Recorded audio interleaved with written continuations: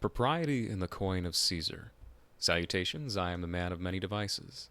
Today's topic is on the subject of worldview and propriety. You may have heard of the term propriety used before, in terms of good manners and right conduct in society.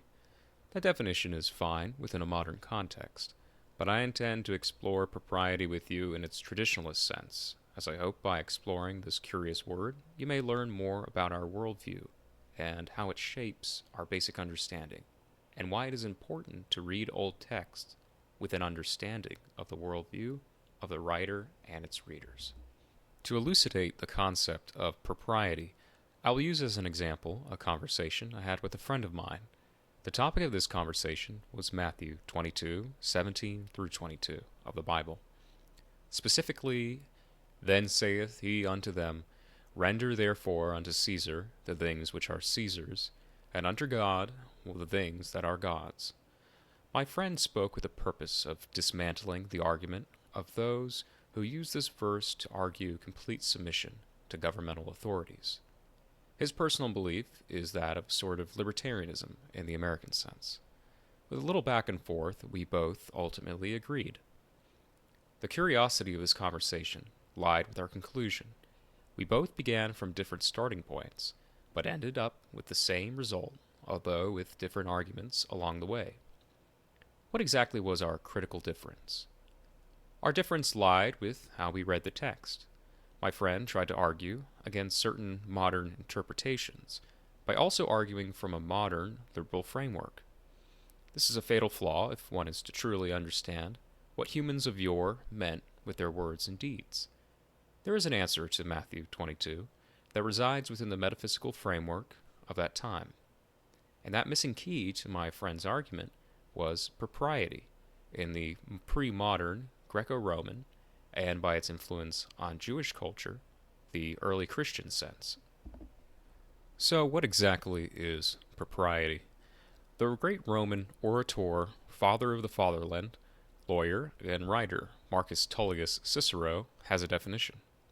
Shortly before he was murdered by Caesarean assassins, Cicero writes to his son a letter titled De Officii, or, in English, On Duties.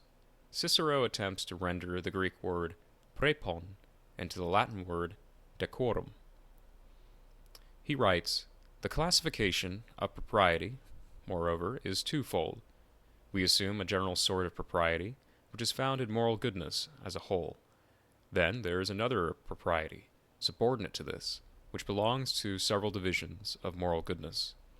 The former is usually defined somewhat as follows. Propriety is that which harmonizes with man's superiority in those respects in which his nature differs from that of the rest of the animal creation. And they so define the special type of propriety, which is subordinate to the general notion, that they represent it to be that propriety which harmonizes with nature, in the sense that it manifestly embraces temperance and self-control, together with a certain deportment such as becomes a gentleman. Propriety is the employment of moral rectitude. It is the morality as it exists within society in all of its parts and in relationships. Cicero writes that conduct must accord with individual endowments, in other words, their natural disposition. Propriety is not an absolute law, but it is a rule that each thing is suited in a specific way, and the conforming to that particular moral good is that thing's propriety. Cicero writes on the propriety of a citizen. The private individual ought first, in private relations, to live on fair and equal terms with his fellow citizens, with a spirit neither servile and groveling, nor yet domineering, and second in matters pertaining to the state, to labor for her peace and honor. For such a man we are accustomed to esteem and call a good citizen. The propriety of a ruler or magistrate, in the words of Cicero, is, it is then peculiarly the place of a magistrate to bear in mind that he represents the state, and that it is his duty to uphold its honor and its dignity, to enforce the law, dispense all their constitutional rights, and to remember that all this has been committed to him as a sacred trust. Taking you back to Matthew 22, we can more clearly understand the words of Jesus. The ruler, Caesar, has receptive and expressive propriety in regards to his subjects, which in this case are the Jews and Jesus. It is proper and moral to give Caesar what he's entitled, because he is owed a particular type of respect which is proper to him. The second and equally important part is that Caesar commits the act of impropriety if he asks for something that is beyond his domain.